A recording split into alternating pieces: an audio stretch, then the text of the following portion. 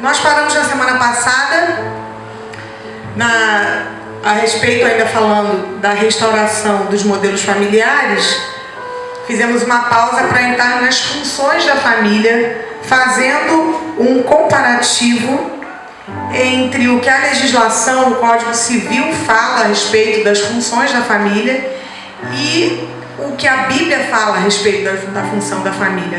Criar esse paralelo, ver como a sociedade flui e vai funcionar, o que a sociedade fala a respeito disso e o que os céus proclamam a respeito disso. Uma coisa que vocês de imediato vão perceber, que são 5 funções básicas da família que o Código Civil define, e de cara é muito interessante observar que a função religiosa, com muitas aspas, é a última função que eles colocam. E aí quando a gente terminar hoje, você vai ver que na verdade, talvez por conta disso, as coisas estejam um pouco complicadas. Não que tenha a ver com a função religião em si, mas de vida com Deus, de vida espiritual, daquilo que é espiritual, como normalmente isso é colocado em último plano, onde na verdade a Bíblia fala o tempo todo da família e evidencia a família como primazia. Então claramente a vida com Deus, a vida espiritual, seja lá com o ser superior, como eu ouvi hoje conversando com um rapaz que está trabalhando agora, se recuperou, graças a Deus, da dependência química. Ele disse que ele frequenta algumas reuniões e no lugar, embora sendo uma igreja católica aqui na cidade, todo mundo vai lá de qualquer religião e cada um então se submete ao governo espiritual do ser superior que acredita. Se o cara é budista, ele vai dar o nome do ser superior dele, se o cara é evangélico, vai ser o ser superior dele, e vão por aí. Se for a árvore, se for a cadeira, se ele se submete àquele ser superior, é o que ele acredita.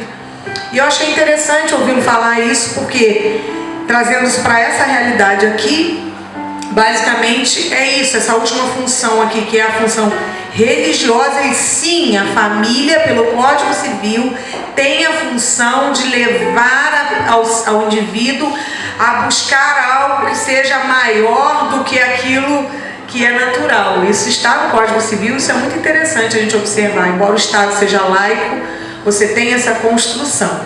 Então você lê aí comigo, acompanha comigo as 5 funções básicas da família.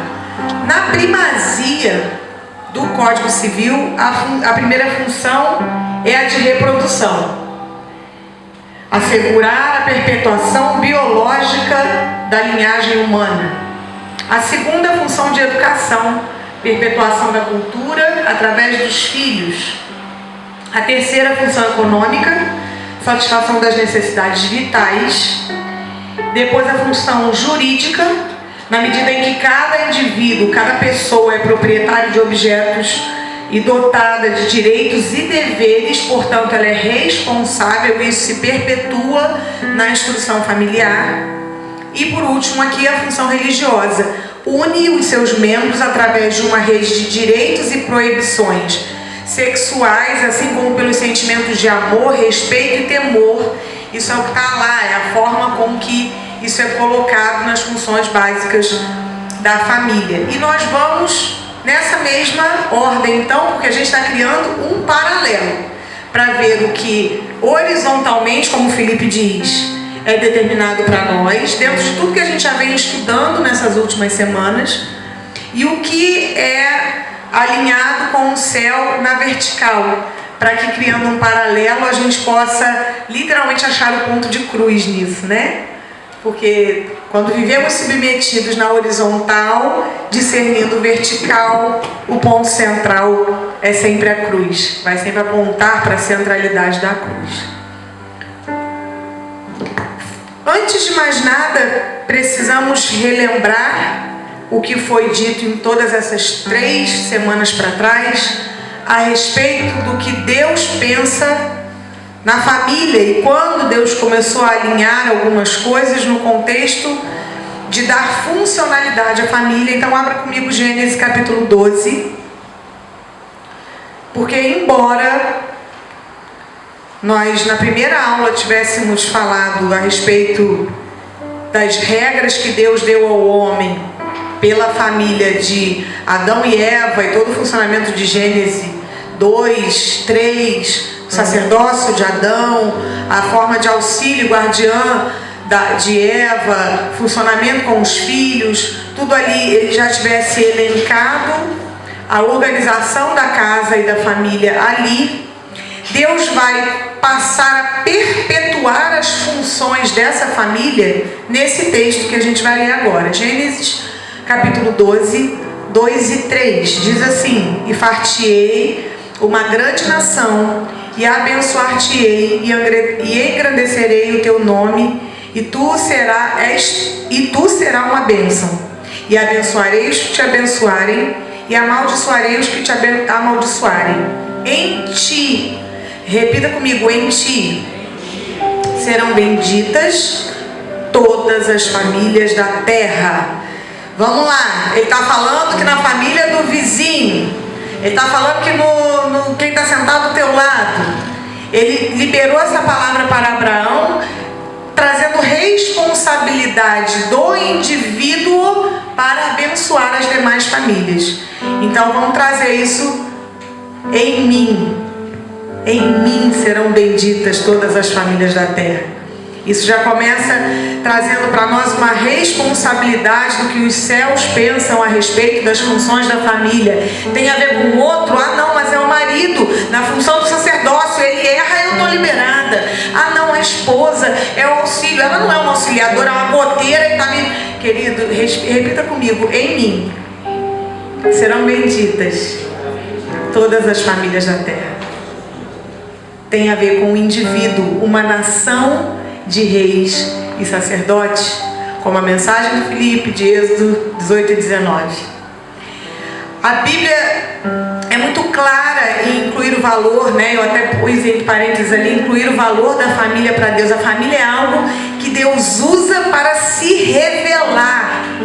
Eu acho que se você não entendeu isso até agora, nessas últimas 3 semanas, então vamos olhar a Bíblia falando a respeito das figuras de linguagem que Deus usa a família na revelação dele para com o ser humano. Abra comigo Malaquias capítulo 4, verso 2.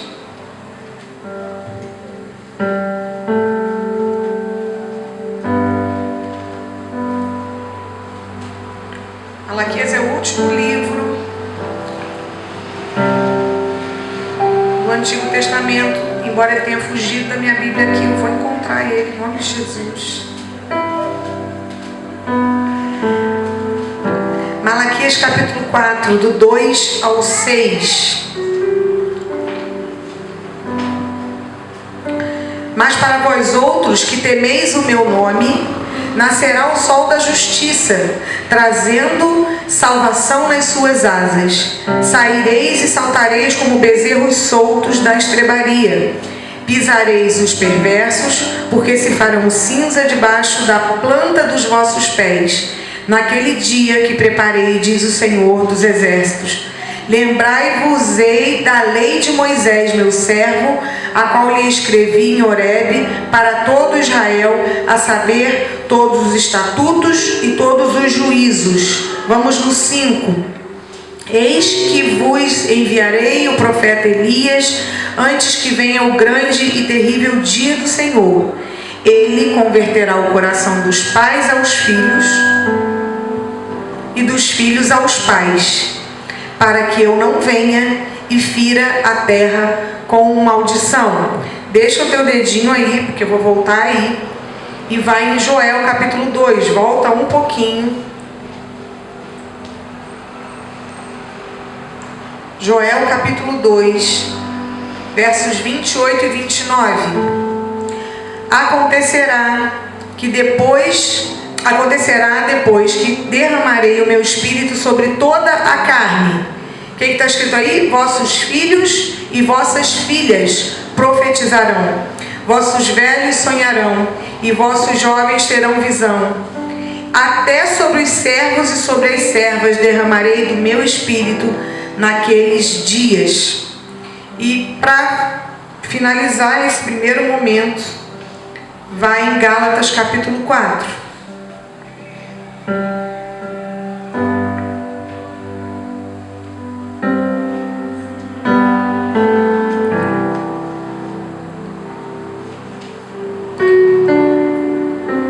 Eu não sei como está na tua Bíblia, mas na minha já diz em cima, a nossa filiação ao Cristo, a nossa adoção ao Cristo. Verso 1, digo, pois, que durante o tempo em que o herdeiro é menor, em nada difere do escravo, posto que é ele senhor de tudo, mas está sob tutores e curadores até o tempo pré-determinado pelo Pai.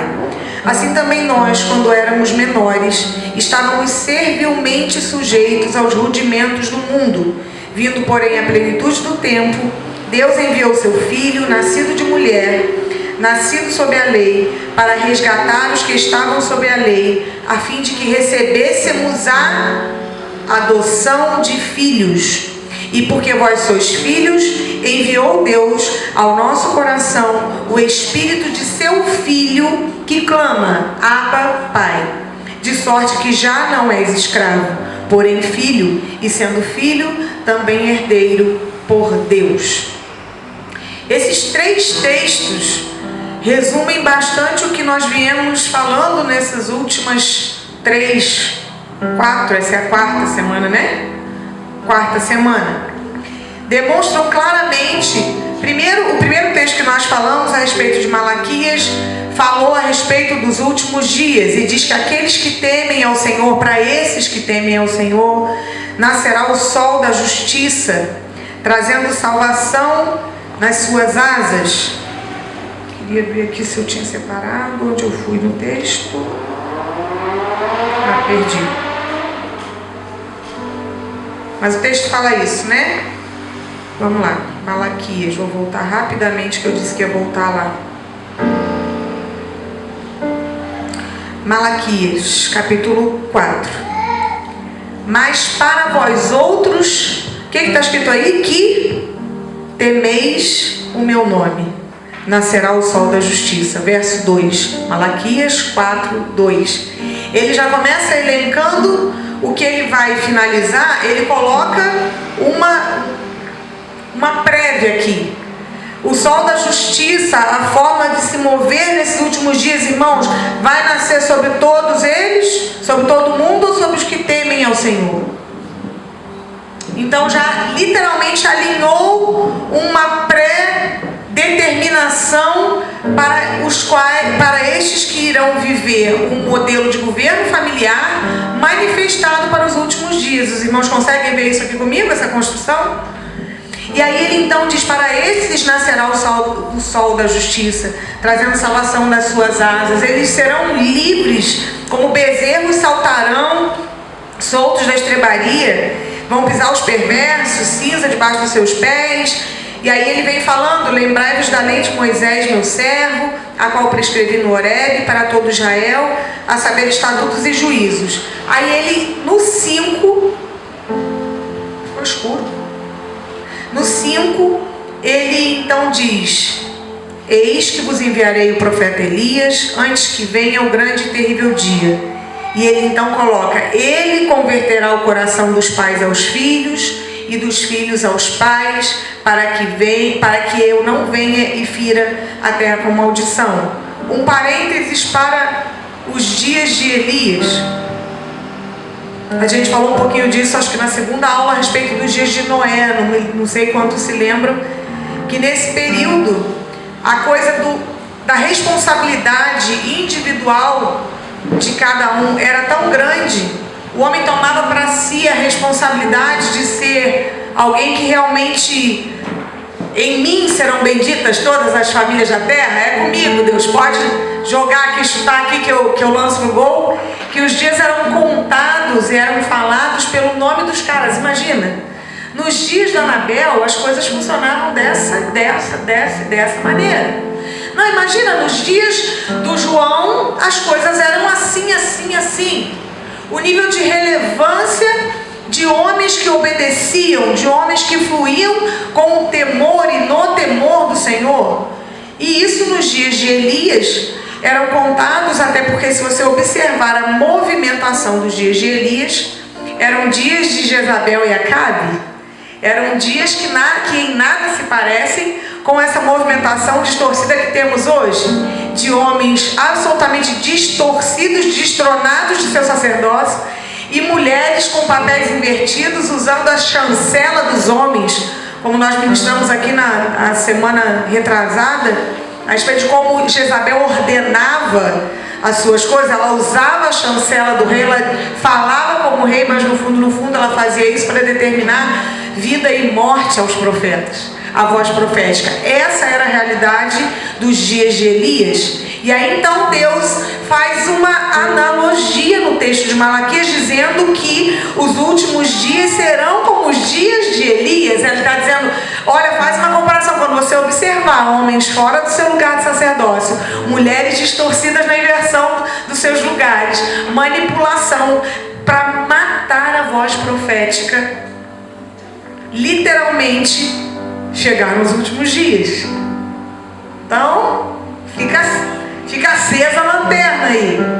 Quem vai discernir que isso aqui está acontecendo no meio de uma realidade, de uma sociedade absolutamente conturbada e distorcida?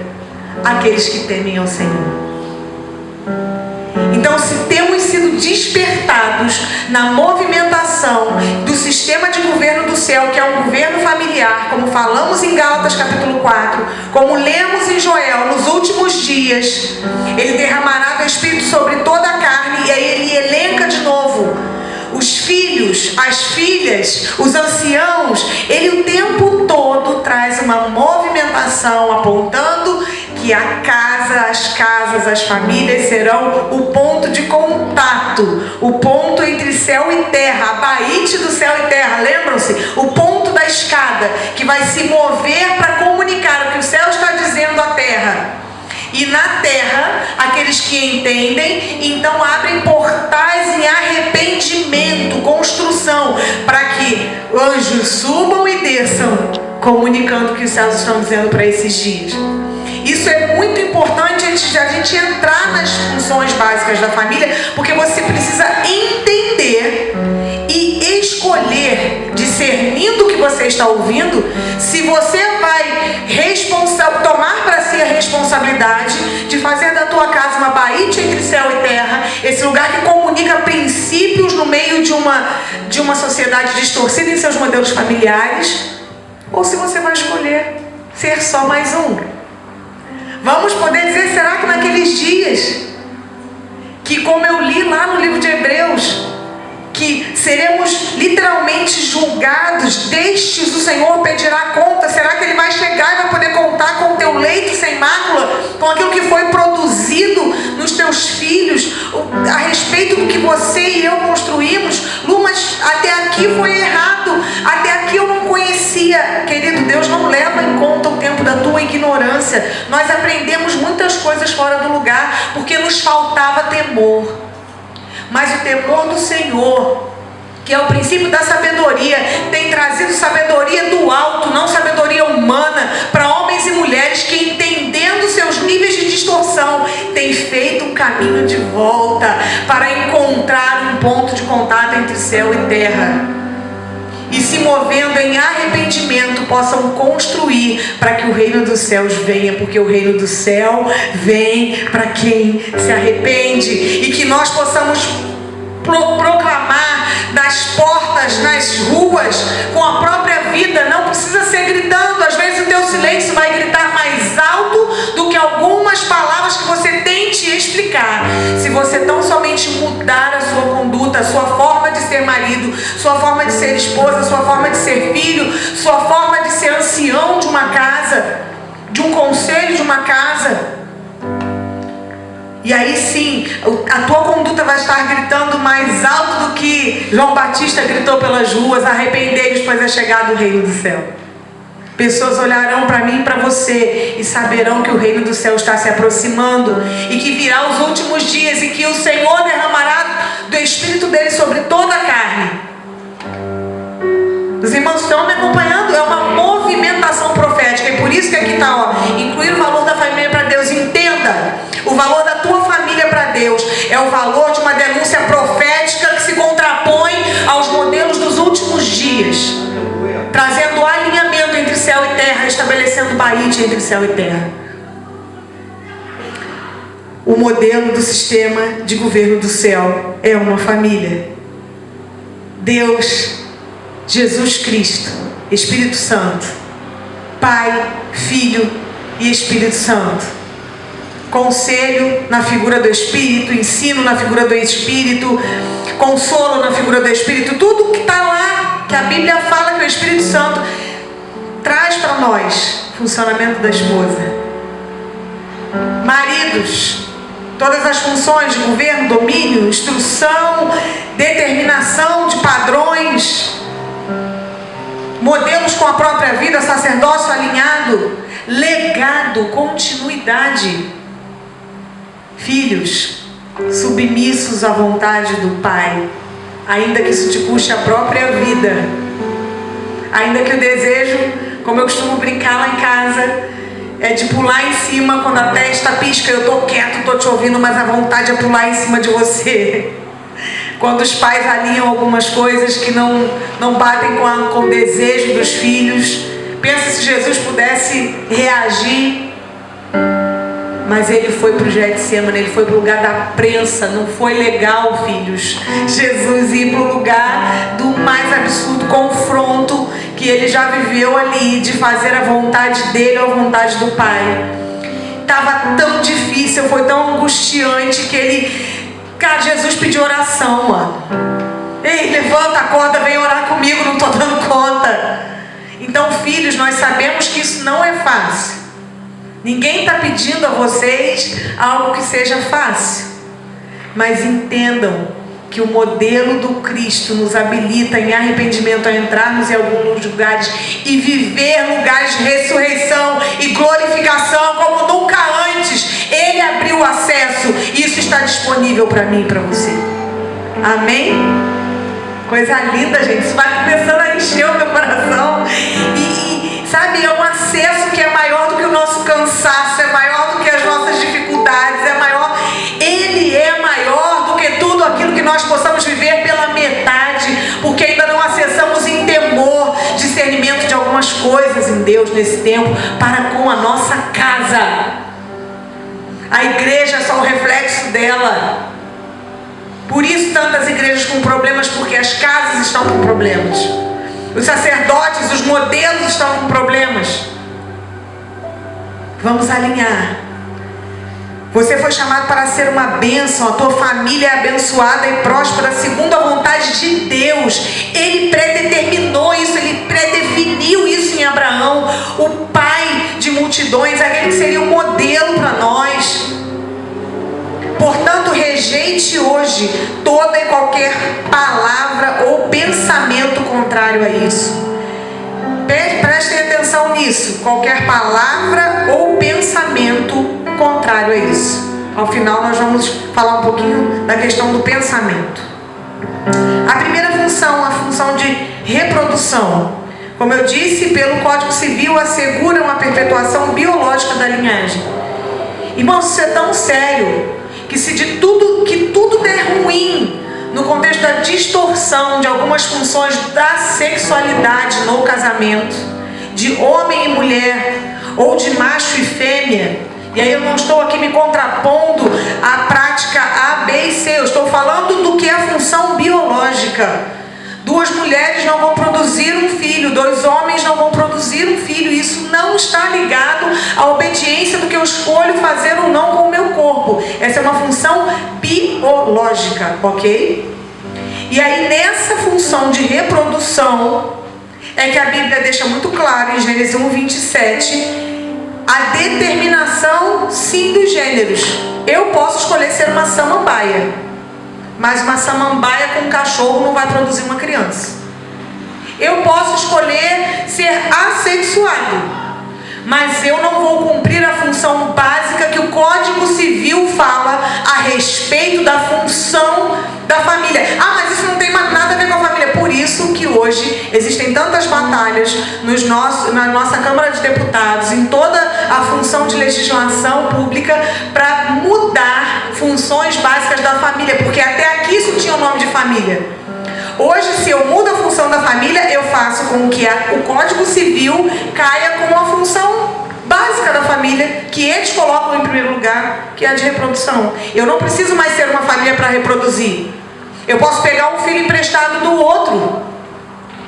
Eu posso adotar um filho, que coisa nobre. Irmãos, vamos falar sério aqui, deixar de hipocrisia.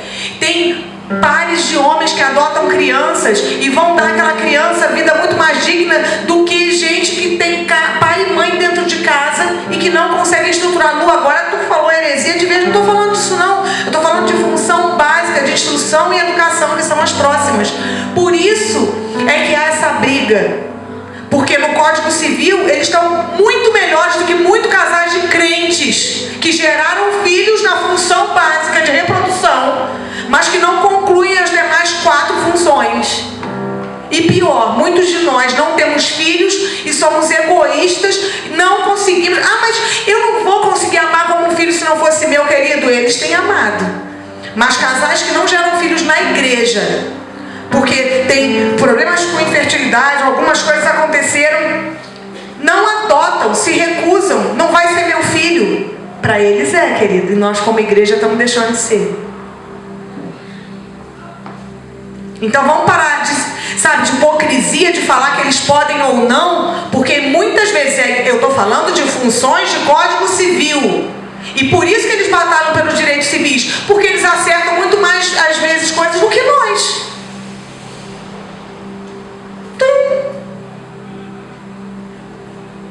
Vamos lá. O que Deus fala a respeito disso? E criou Deus o homem, a sua imagem, a imagem de Deus os criou. Homem e mulher os criou. E Deus os abençoou e lhes disse: frutificai e multiplicai-vos e enchei a terra. Em 2014 ou 15, eu estava no Congresso da Lagoinha, que foi na Expo Minas, eu não sei, acho que só Bela estava daqui comigo lá. E a Dev Titus, ela falou algo naqueles dias que fez com que muitas mulheres se jogassem à frente do altar pedindo perdão ao Senhor. Ela trouxe o entendimento da função básica da família nesse texto e falou a respeito das mulheres que se recusam, casam-se e dizem: eu escolho não ter filhos. Então você está tendo sexo só para se divertir, né, querido? Porque nós temos função básica. Existe uma ordenança. Ah, mas isso é em 1900. Querida, existe uma função básica, ainda mais para o cristão. O muçulmano já descobriu isso. Ele está enchendo a terra de muçulmano, enquanto nós cristãos estamos literalmente dizendo: ah, não, mas eu não vou ter condições de sustentar. Quem te sustenta é o Senhor, amado. Aleluia. Então vá lá, adote, reproduza, se você seja fértil, seja abençoado. Até a música que virou, para despertar a gente, sacudir a gente numa realidade que é bíblica. Função básica. Eita, pastor, achei que a gente ia falar só de Bíblia hoje. Estou falando de Bíblia, queridos.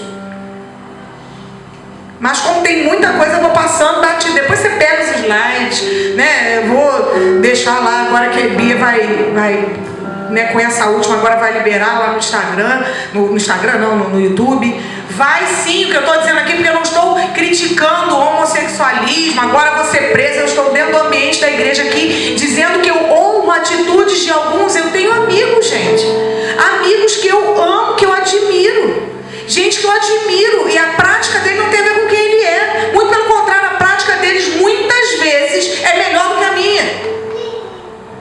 Então vamos lá, vamos entender o que eu estou dizendo aqui, ainda que isso esteja indo público. Eu estou falando de função básica. Gênero, homem e mulher, feitos para multiplicar, para frutificar. Lu, mas e se eu não posso cumprir esse mandamento? A exemplo de Sara, é um exemplo bíblico. A mulher de Abraão, que até com que ele chegasse a 90 anos, pensa um cara que ouviu que seria pai de multidões, ter uma mulher estéril. Só que você vai agir como Sara? Tu vai dar um jeitinho? Quantas Agar temos pegado nos nossos dias para cumprir funções básicas? Qual o nome da tua Agar, querida? Qual o nome da tua Agar, querido? Por que a gente não vai para o Senhor, busca o Senhor e espera a resposta dele? Ah, mas adotar não é pegar Agar? Não. Você tem uma resposta clara do Senhor? deixar você e Deus. Você tem uma família abençoada, você tem recurso, você tem condições de mudar a vida e a história de um órfão.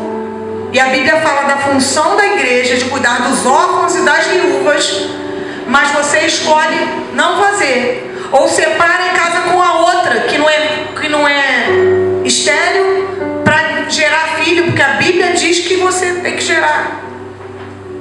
Querido, você constituiu uma família com a sua esposa, com o seu esposo.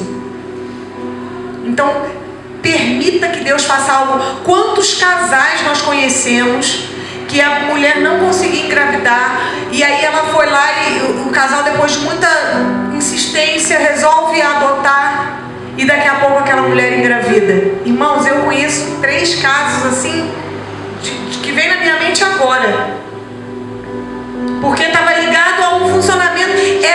Aquela mulher tinha que gerar primeiro em Deus, para depois gerar em terra. Quando ela descobriu que ela podia ser mãe, gerando algo no céu, no mundo espiritual, o ventre dela gerou e foi curado.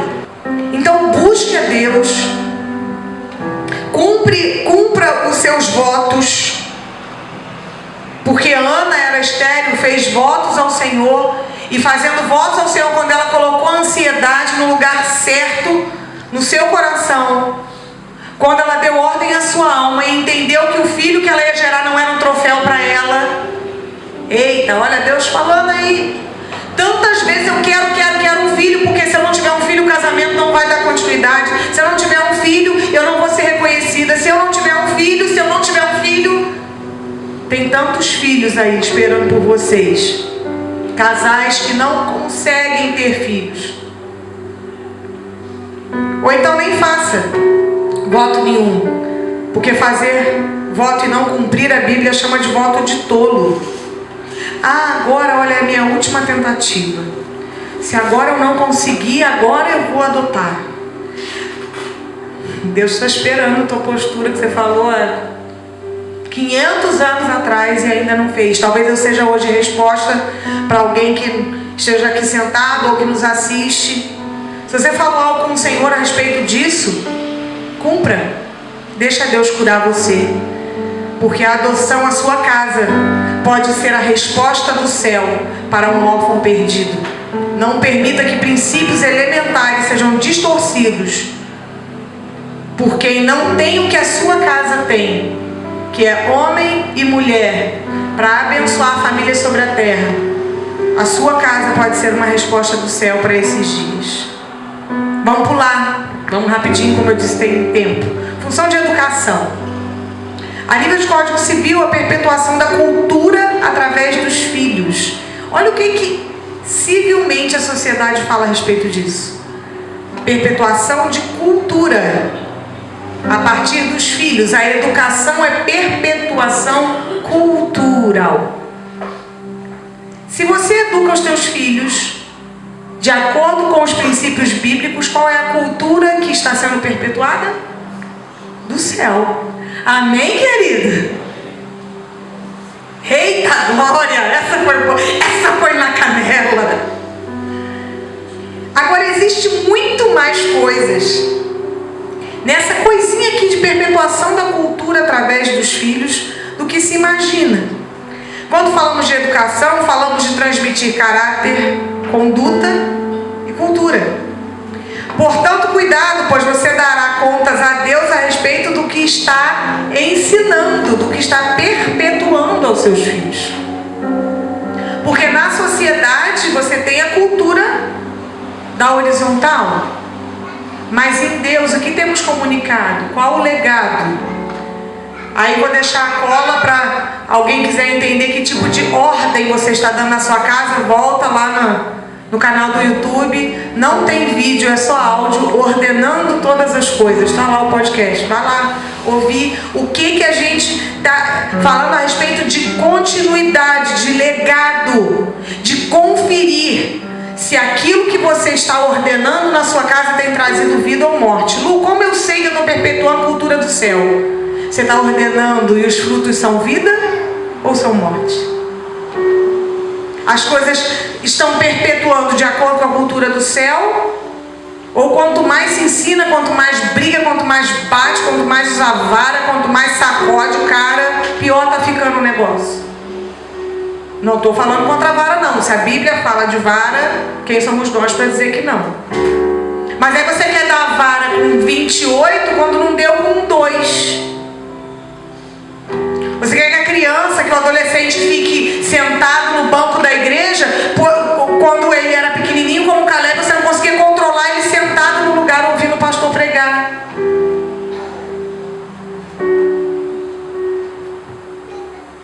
Irmãos, é só olhar pra gente, não precisa olhar pra fora não. Vamos olhar pra gente, alinhar algumas coisas e entender o quanto nós erramos. Corre lá, ainda dá tempo. Se arrependa, faça o caminho de volta. A palavra educar tem o sinônimo de ensinar. Você sabia disso? No original, e o sinônimo é a mesma coisa. E se fizermos o caminho contrário da gramática, teremos que ensinar é igual a discipular, e discipular é igual a testemunhar. Isso eu aprendi em 2006 para 2007, quando dando aula na Faculdade do Louvor a respeito de liderança na adoração. Nós tínhamos a questão de ensino, de ordenar, de construir algo. E aí fomos buscar então os significados da palavra discipulado, que tinha a ver com o ensino, andar junto. Ah, mas como discipular alguém que está longe, querido? Isso era um dos desafios daquela primeira aula lá. Me lembro como se fosse hoje. É possível ensinar alguém que não tem contato com você, que não anda contigo? Não. É possível discipular à distância, ensinar à distância. Pais que têm problemas com seus filhos, irmãos, a gente para e observa. E aí eu vou falar, para falar mal de alguém, a gente fala mal da própria casa. Quando as coisas começam a dar errado, você começa a ver que filho está andando mais com os amigos, mais com A, B ou C do que contigo. E aí o testemunho que ele está vendo, ou seja, o que ele está lendo, não é a sua realidade, é a realidade das pessoas que estão... Ah, mas vou dar um exemplo do Igor e da Bia. Mano, a Isabela e Natan andam com o Igor e Bia o tempo todo. Ainda que são perfeitos, são bênção para nós, são nossos pastores daqui na casa, são filhos do coração que andam junto, mas não são pai e mãe deles. Tem momentos, querido, que você está vendo o troço parar ali, e isso é lindo, porque a gente sempre falou isso com o Igor e Bia, que eles não precisavam ser pais dos nossos filhos, eles só precisavam ajudar no pastoreio.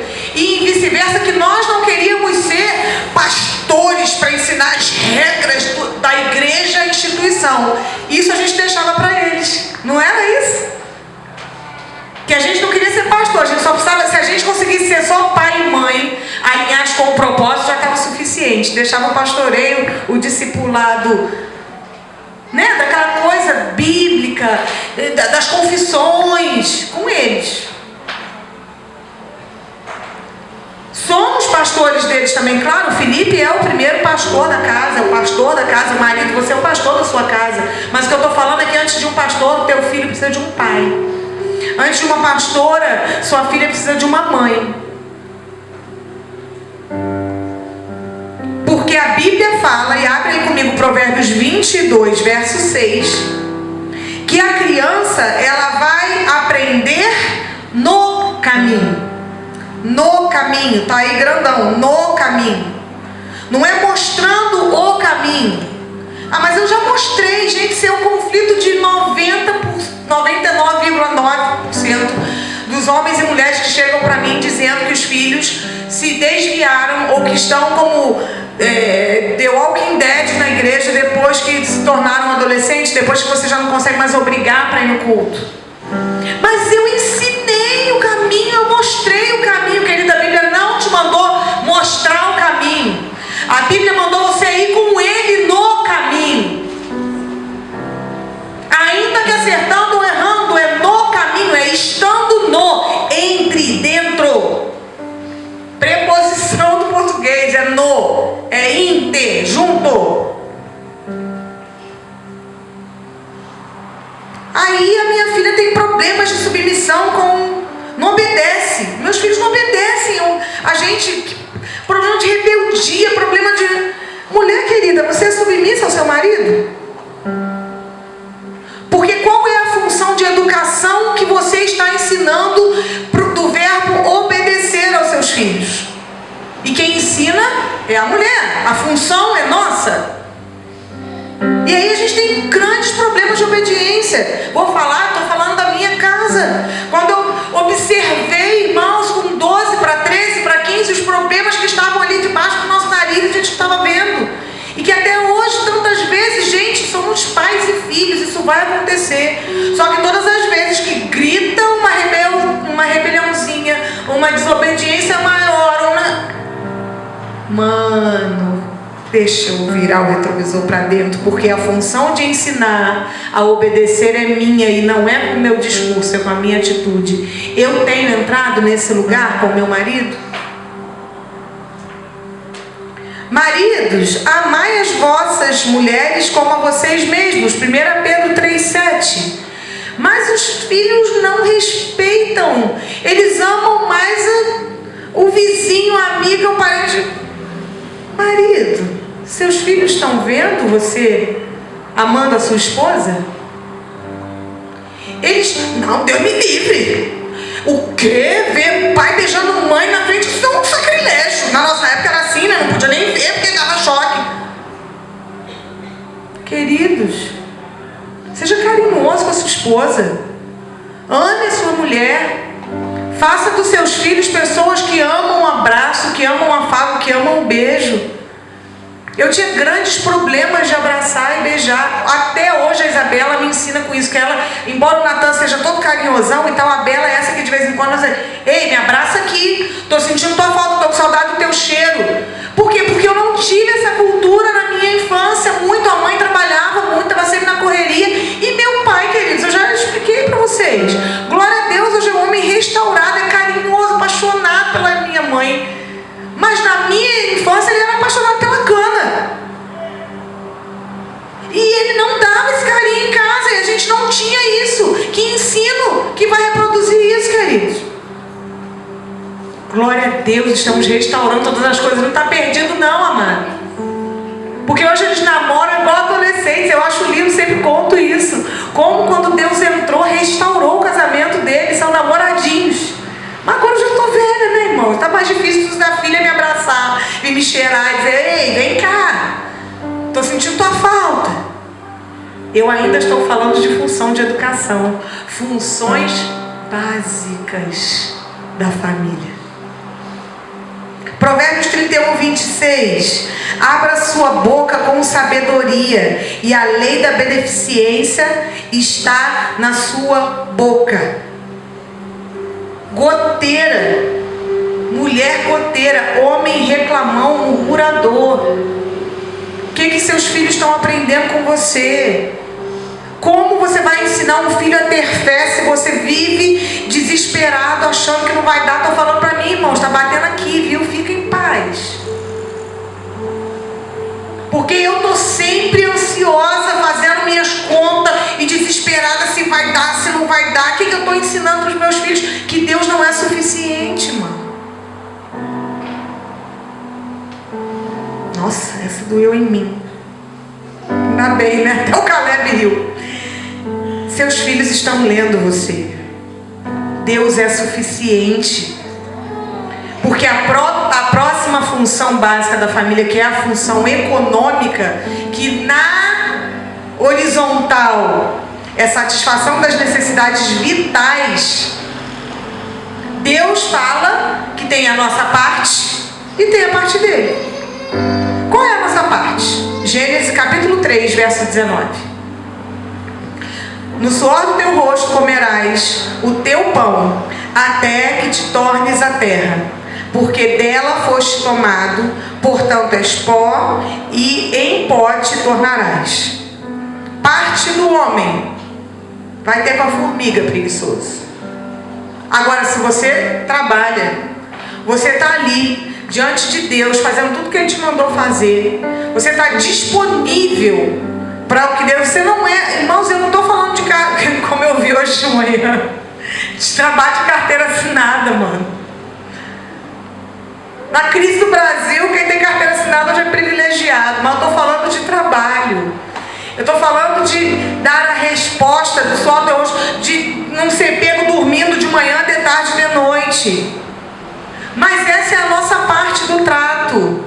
Mas em nenhum momento está dizendo que isso é o suficiente, não. Porque quem dá o sol para você trabalhar, quem vai dar a chuva para crescer a relva, foi assim com Adão. Deus literalmente deu as condições para que o trabalho dele fosse frutífero. Diz: você trabalha e eu te dou as condições para isso. Reino dos céus, no princípio fundamental da função econômica, é você trabalha e Deus te prospera. Prosperidade não é ter muito, prosperidade é ter o suficiente. E Ele suprirá em glória cada uma das vossas necessidades. Minha necessidade ainda não é uma Land Rover, é a Meriva. A minha necessidade ainda não é a Meriva, é o Uber. A minha necessidade ainda não é o Uber, é o ônibus. A minha necessidade nesse tempo ainda não é o ônibus, é a bicicleta. A minha necessidade nesse tempo ainda não é a bicicleta. Eu vou caminhando com Ele, entendendo o que Ele está fazendo. Provérbios 31, 27 fala a respeito de como devemos nos portar, estarmos atentos ao andamento da nossa casa. E aqui em especial está falando da mulher. Porque se do homem é dado a ele a capacidade de trabalho, do suor do rosto comer, da mulher é estar atenta ao bom andamento da casa e não comer o pão da preguiça. Ah, mas só o homem que trabalha, a mulher só está em casa. Querido, passa lá em Provérbios 31. Aquela mulher acordava cedo, dava ordem na casa, ia para a rua negociar as coisas, as suas fazendas. Ela tinha tempo para fiar, ela que fazia as roupas de casa. Diz que ela costurava as roupas, de que o que ela produzia em casa, tapeçaria, casacos e lã, era o suficiente não só para a sua casa, mas para aqueles que batiam na porta dela. Nunca ninguém passava frio ou era pego despercebido no escuro, porque aquela mulher tinha acolhimento, tinha luz para dar. Em todas as funções da família tem o papel de um e o papel do outro. Agora, como você vai descobrir se você não está atento? Esteja atenta ao andamento, ao bom andamento da sua casa. E se isso não está funcionando bem?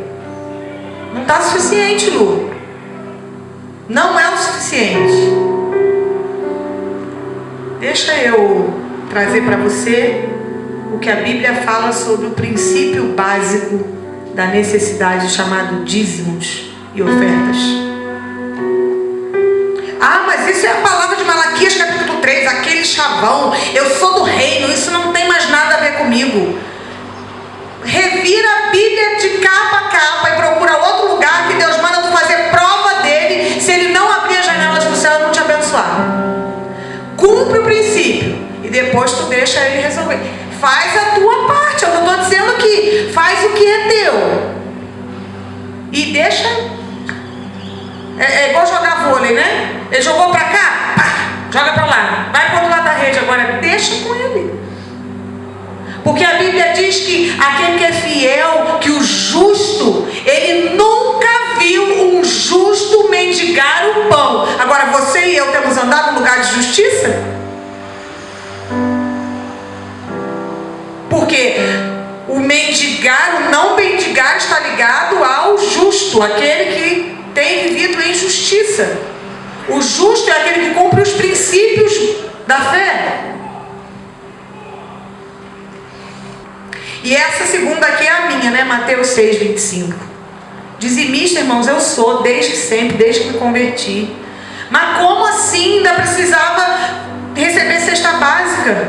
Como assim ainda volte e meia orei, irmãos, e era Deus tratando, era com a minha ansiedade, com a minha desobediência na ansiedade, porque a Bíblia diz para eu olhar quando o negócio pesar para mim, para eu dar uma volta na rua e dar uma olhada nos lírios. E aqui em Petrópolis, graças a Deus que o prefeito ajuda, tem um monte de lírio aí plantado por tudo que é canteiro da cidade. Vai dar uma olhadinha nos lírios, vai ver o passarinho. Mas o passarinho acordou 5 horas da manhã para cantar, 5:30 da manhã ele já está lá adorando ao Senhor, cultivando, trabalhando, porque o trabalho de Adão era cultivo, culto, a forma que ele cultuava era o cultivo, era a forma de adoração dele.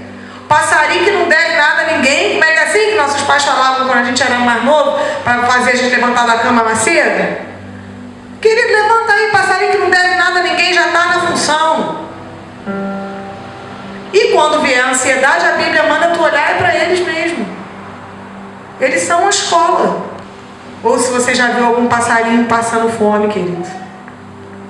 Só quando o homem tira a comida dele, né? Quando as funções de cuidado e serviço, e até funções básicas do homem, de ser bom mordomo, como diz o Igor, do meio ambiente, dessa casa que recebemos para habitar, aí tem um monte de passarinho morrendo aí. Mas também é culpa nossa. Deve nada, ninguém deve sim, querido. Porque o teu direito termina onde começa o do outro. E ninguém vive sozinho.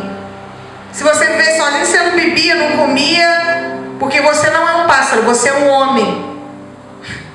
E aí você precisa sim trabalhar do sol ao teu rosto, se relacionar com o outro. Você vai precisar de alguém para cozinhar para você. Ah, mas eu cozinho. Você vai precisar de alguém para ter plantado para você. Ah, mas eu planto. Você vai precisar de se relacionar com alguém para você não enlouquecer. Porque o relacionamento cura a gente. Então você é psicobiosocial e função jurídica. Eu não estou falando só da lei que está lá, não. Eu estou falando do relacional, dos direitos e deveres, do que aquilo que é nosso por direito. Ainda que seja um morador em situação de rua, que tem um papelão a coberto e aquela roupa para dormir. Aquilo ali é dele, aquilo ali ele vai ter que se responsabilizar por aquilo. Se ele não se responsabiliza por aquilo, no final do dia ele não tem onde dormir, nem que seja no papelão. Não é verdade? Provérbios 29:17 fala para corrigirmos os nossos filhos. Corrige o teu filho e ele te dará descanso, dará delícias à tua alma. Por que a gente está falando de função jurídica? Porque é impossível uma pessoa conhecer seus direitos e deveres sem ter sido educado na sua infância, com receber os nãos que o instruíram, as correções que o edificaram. E é impossível alguém ter noção de justiça, de juízo, se ele não é corrigido na infância. Princípios de funções básicas da família. Quem é que vai estipular esses princípios? E aí você vê um monte de adolescentes distorcidos na sua identidade, matando o professor, metendo a faca em professor. Vai para a escola vai educar teu filho? Não, cara de pau. Educação é função jurídica sua, da casa.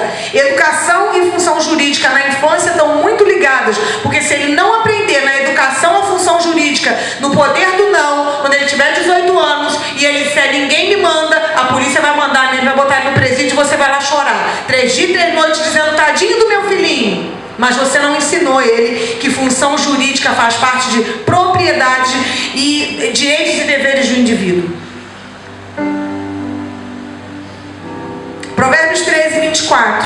O que retém a vara aborrece ao seu filho. Entenda isso. Se você está retendo a correção, se você está retendo a vara, você não está fazendo bem para ele.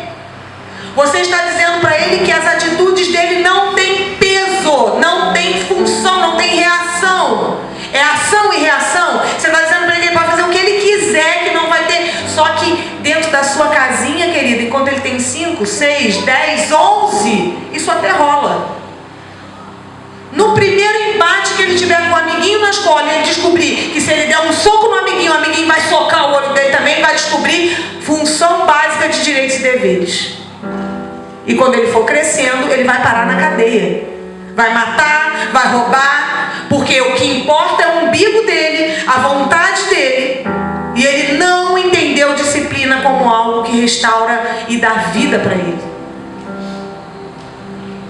Provérbios 23, 13 e 14. Não retire da criança a disciplina, pois se a fultigaste com a vara, ela não vai morrer, queridinho. Mas o direito da pedagogia do Código Civil diz que eu não posso. Eu não estou falando de espancamento, eu estou falando de correção. E eu, véia, que já corrigi 2 filhos, estou com um filho criado, achei fantástico algo que eu ouvi esses dias da Bela compartilhando comigo a respeito da forma com que a Bia tem ensinado algo ao Caleb, que tem sido muito legal. A pressão do tapinha na mão, quando é uma coisa mais simples, quando é a primeira vez que ela avisou, e ele não põe a mão. Aí ele vai lá de novo, não põe a mão. Não põe a mão. Processo. Vamos lá? Vamos entender? Acho que eu bati de mais ou de menos, né? Brincadeira, irmãos. Muito lindo isso. Eu acho isso fantástico. Entender que tem coisas que você vai tratar na sua casa, sim. Mas tem coisas, amado, que você vai tratar na sua casa assim. E isso é para trazer vida, função jurídica, noção de direitos e deveres que vão livrar o seu filho da morte. Porque a vara, se ele apanhar, ele não vai morrer.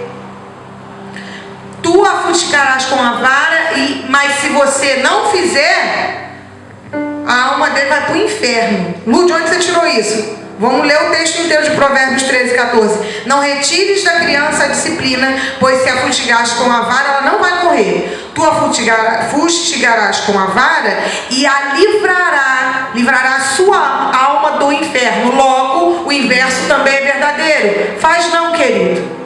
E depois entenda que muitos infernos que filhos, homens e mulheres, gente grande que nem eu, têm se perdido em infernos na própria vida. Que diremos, pois, na nossa vida eterna, são responsabilidades de algumas faltas de correção que tivemos ou que não tivemos. Sério demais isso, né? Essa última frase aqui é meio que um chavão, eu escuto isso bastante, mas ainda não achei essa pesquisa. Eu ia até tirar isso daqui hoje, mas eu deixei porque, independente de ser uma pesquisa científica, claramente é só você olhar os nomes que você vai descobrir que nos presídios tem muita gente que você vai perguntar o nome do cara. Ah, é Ismael, é Isaac, é Misael, é Daniel. Tanto filho de crente enfiado dentro de presídio, irmão. Eu ouvimos essa semana a respeito da seriedade que está sendo o crime organizado não deixar mais que os centros espíritas fiquem na favela. Isso não é piada, isso é verdade. Por quê? Porque os líderes de favela são os filhos de crente. Ele pode não querer aquilo, não consegue viver aquilo para ele. Mas como ele sabe que ele tem... que ele é crente, é evangélico, ele aceitou Jesus, a mãe dele é a mulher do círculo de oração, o centro de Macumba não entra na favela que ele governa. Olha o nível de distorção. A respeito, religião, não estou falando disso. Muito pelo contrário, isso é responsabilidade de muitos pastores que têm usado o crime organizado para não deixar algumas coisas entrarem até nível de política dentro das suas favelas. O cara é pastor, manipula o filho da irmã do círculo de oração, que é líder do tráfico de drogas naquele lugar, e aí lá ele bota todos os pais de santo, tudo que não é para correr, e na hora da política, o concorrente político lá de não sei aonde que vai entrar na favela não entra, porque o deputado fulano de tal que é pastor, fechou com a mãe, que fechou com o filho, que é o dono da favela, e só faz campanha a pastora fulana de tal, o pastor fulano de tal, porque está dentro da favela. Vocês têm noção do nível de distorção, de função jurídica que a igreja tem vivido nesses dias? Porque nos faltou entendimento de correção. Nos faltou entendimento de direitos e deveres, função jurídica que na horizontal se fala algo, mas que a Bíblia diz que é ligada à correção, ao ensino, à instrução. E por último, aqui a função religiosa. Eles dizem por último. Mas depois de a gente ouvir tudo isso, eu te pergunto, é possível viver elencado tudo isso colocando a função espiritual em último lugar, querido? A gente vai conseguir executar esses padrões bíblicos da função da família bíblica se nós não colocarmos a função espiritual em primeiro lugar? Impossível. Ali no código diz: une os seus membros através de uma rede de direitos e proibições sexuais e morais, assim como pelos sentimentos de amor, respeito e temor. Nossa, o Código Civil está mais crente do que muito crente que eu conheço. Por isso, irmãos, que eles querem mexer nas funções básicas da família a nível de Código Civil. Porque o nosso Código Civil é sim um código moral, ético, que fala das relações sexuais. Embora todo mundo esteja distorcendo isso, ele fala das proibições sexuais e morais. Ah, mas é muito antiquada, da época de que a mulher adulta era apedrejada. Gente, houve um período na história humana, livros de história nas escolas, que adultério ou era apedrejamento ou era no mínimo cadeia. Ah, mas é quando a igreja e o governo se misturavam. Como deixou de misturar, nós estamos aí, ó. A igreja deixou de exercer suas funções básicas da família. Nós nos tornamos absolutamente distorcidos nas funções morais. As sexuais eu não preciso dizer, que está aí para todo mundo ver. Sentimento de amor, respeito e temor. Fala sério. Agora vamos ver o que a Bíblia... Se o Código Civil está evangelizando o povo, isso aqui é quase um evangelismo, gente, pelo amor de Deus. Vamos ver o que a Bíblia fala. Deuteronômio, capítulo 4, verso 10.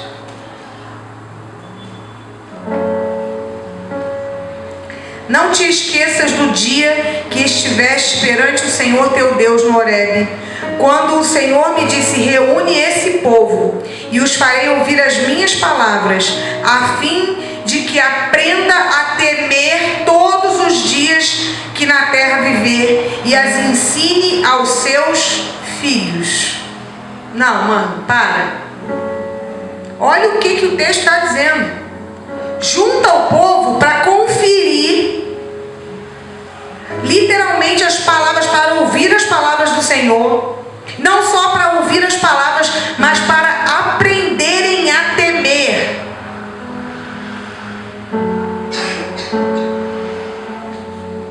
E aí ele continua: para que possam ensinar isso aos seus filhos enquanto na terra viverem. Deuteronômio 11, 19 ao 20.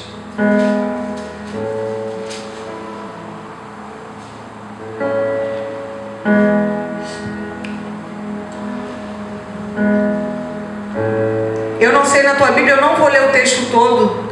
E eu recomendo, irmão, se você quiser entender um pouquinho mais sobre a questão de legado e continuidade, lê Deuteronômio. Você vai ver que é muito tremendo.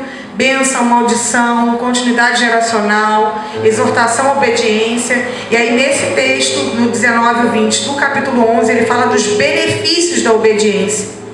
Ensinai-as a vossos filhos, falando delas assentado em vossa casa. Falai aos vossos filhos, assentado aonde, queridos? É em casa. No original essa palavra é baite, tá? Só para conferir. E andando pelo caminho, e deitando e levantando, escreve-as nos umbrais da vossa casa e nas vossas portas, para que se multipliquem os vossos dias e os dias de vossos filhos na terra, que o Senhor, sob juramento, prometeu dar a vossos pais, e sejam tão numerosos como nos dias do céu acima da terra. Que coisa mais linda, irmãos. Temos tudo o que precisamos. A função de andar com Deus, que no Código Civil é literalmente instruir a respeito dos sentimentos de amor, de temor, as funções morais. Na palavra tem o andar com Deus e em família, estabelecendo temor e respeito e ensinando e multiplicando isso às próximas gerações. A gente precisava... Sabe o que me envergonha pensando sobre tudo isso? Oh, meu Deus, onde eu estava com a cabeça? Qual era a Bíblia que eu lia? Olhando para a nossa realidade como igreja, a gente se pergunta: qual é a Bíblia que praticamos e lemos? Está tudo aqui. Está tudo à nossa disposição. Aí a gente consegue encerrar com o texto que começamos. Quando Deus tenta alinhar alguma coisa com Ezequiel a respeito da lei da casa, e ele diz: tu, pois, ó filho do homem, mostra a casa de Israel esta casa. Que casa é essa? Essa casa, esse modelo do céu que está construído desde a nossa primeira semana lá, a nossa primeira palestra. Olha quantas coisas a gente viu no decorrer de princípios básicos da realidade familiar, que eram reflexo, que deveriam ser reflexo do céu na terra. E que por não conhecer ou por abandonar, tornaram-se para nós uma vergonha, porque aí quando ele fala da lei da casa, apontando isso para Ezequiel, ele pede para que olhemos para um modelo e nos envergonhemos das nossas maldades. É o que o texto está dizendo. Tu, pois, ó filho do homem, mostra a casa de Israel esta casa, para que se envergonhe das suas maldades. E observe o modelo, e meça o modelo. Olhe para a planta. Esse modelo aponta para a origem de todos esses princípios que falamos até aqui. Lembra que eu disse que a gente ia falar dos pensamentos? Lá atrás, no segundo slide. Lembre-se, vou até voltar lá. O que nós lemos? Portanto, rejeite hoje toda e qualquer palavra ou pensamento contrário a tudo isso que você ouviu. Porque existe uma regra básica da neurolinguística a respeito dos nossos pensamentos. Os nossos pensamentos se tornam as nossas palavras. Sabe aquilo que tu pensa, daqui a pouco você está falando? Pensei alto, não é assim que a gente fala? Porque tu estava pensando, aí imprimiu, lascou. As minhas palavras se tornam as minhas atitudes. Eu estou falando aquilo, estou proclamando algo, logo aquilo que eu proclamo vai se tornando a minha atitude. As minhas atitudes repetidas, aquilo que eu faço ontem, hoje, vou fazer amanhã, vão se tornando os meus hábitos. E os meus hábitos, repetidamente, definem o meu caráter. O caráter é impresso nos teus hábitos, no dia a dia, no cotidiano. Agora, o que pega para nós é que a nossa forma, o nosso caráter, marca, chancela, vai definir o nosso destino. São como as moedas, é como a moeda que Jesus mandou buscar dentro do peixe e disse: que cara tem nessa moeda? A de César. Então dá a César o que é de César. Agora, qual a cara que você tem? Porque a cara que você tiver é na mão daquilo ali que você vai parar, como a moeda na mão de César. Qual é o teu caráter?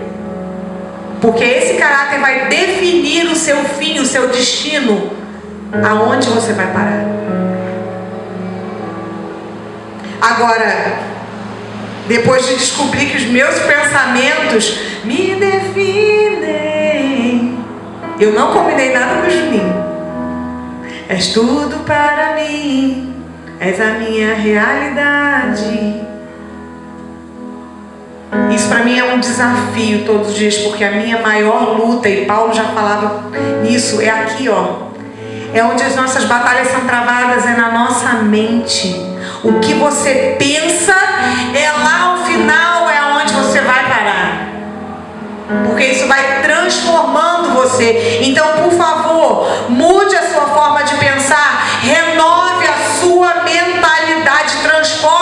sua mentalidade, renovando a sua mente. Tem dúvida sobre como renovar a sua mente? Vai lá ver a mensagem do pastor Igor, também está lá no canal do YouTube. A primeira que inaugurou.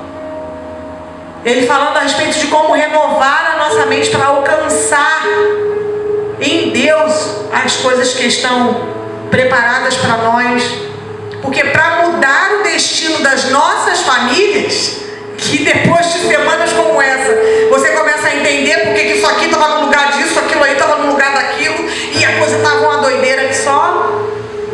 Para mudar o destino das nossas famílias, nós precisamos começar mudando a forma de pensar sobre o valor dela e passar a olhar para ela e pensar no valor da família como Deus pensa a respeito dela.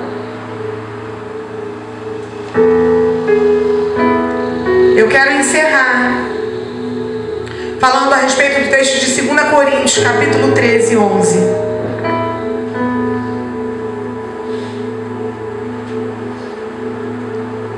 Eu estou com ela aqui, dá pra gente acompanhar aqui.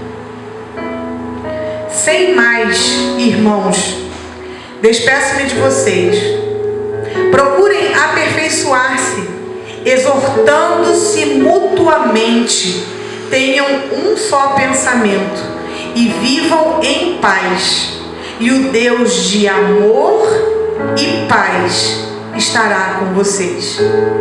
No caso das mulheres que já passaram pela experiência do lar, amor e paz. Eu tenho certeza que vocês estão se lembrando exatamente o que isso representa. Não é possível se mover em amor com atitude de desobediência, com atitude de quebra de princípio. Como o marido vai saber se você ama, se você não obedece, não se submete ao governo do céu a partir da vida dele? Como os filhos vão saber que você ama, se você não instrui, não exorta, não ensina, não edifica, não exerce funções básicas? Como a mulher vai saber que você ama, marido, se você não a trata com o mesmo carinho e respeito que você trata a si mesmo? Ame a tua mulher como o Senhor e como você mesmo. E paz. É possível ter paz num ambiente de desordem? É possível ter paz num lugar de caos?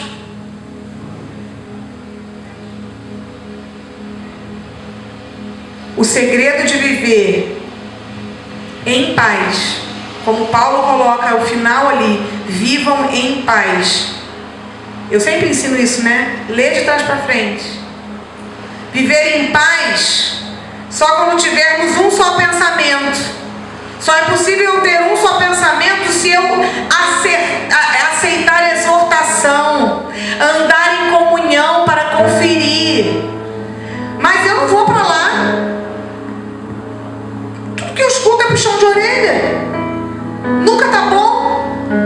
O texto diz que exortando-se mutuamente, a gente vai conseguindo alinhar a unanimidade para viver em paz. E sermos, então, estou de trás para frente. Vivam em paz, tenham um só pensamento, exortando-se mutuamente, vamos sendo aperfeiçoados. Paulo, quando escreve aos Coríntios, quando escreve aos Gálatas, tem o texto de Gálatas que ele chega a dizer: eu sofro dores de parto, até que Cristo seja gerado em vocês. Não corra da correção. Exerça e estenda a destra da correção aos seus filhos, aqueles que você tem responsabilidades espirituais, líderes, liderados, pastores, célula, seja lá o nome que você der, as pessoas que estão à sua volta. Faça da sua casa um modelo familiar de ensino e restauração de todas as coisas, a fim de que Baite seja habitação do céu na terra, e a partir dela, ao redor dela, todo o seu entorno será santo. Ezequiel capítulo 43, verso 11 e 12. Essa é a lei da casa. Sobre o cimo do monte, ao redor dela, todo o entorno será santo. Começa no indivíduo. Mais do que começar no indivíduo, começa na mente, no pensamento do indivíduo, para que o nosso destino seja mudado de acordo com os princípios das leis da casa. Não das leis da casa natural, as leis da casa do céu manifestadas na terra, na vida de um homem sacerdote, de uma mulher sacerdotisa do céu, de filhos sacerdotes do reino, de filhas sacerdotisas do reino, porque o sonho de Deus nunca foi um fala, um ensina e todos obedecem. Era: vocês serão para mim um reino de sacerdotes, geração eleita, raça eleita, sacerdócio real, uma nação inteira de gente santa que ensina e instrui a outras nações como o céu se move, resplandecendo e refletindo a partir da sua casa. Fica de pé.